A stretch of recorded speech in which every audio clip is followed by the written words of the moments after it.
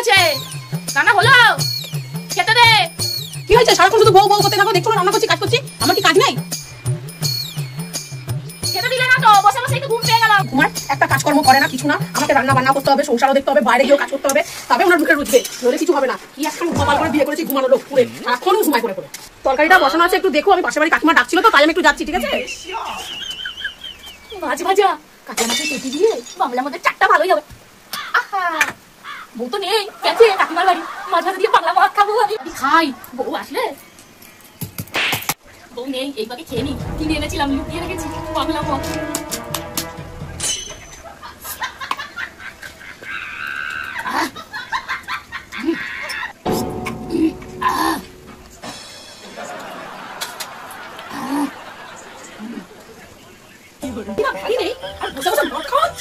দেখাচ্ছি আমি আজকে মজা। হ্যাঁ, আবার একটা মাছ ভাজাও খেয়ে ফেলেছে। কি জ্বালা রে বাবা, আমার তো এই নিয়ে পারবি। আমি মাছ ভাজা খেয়েছি।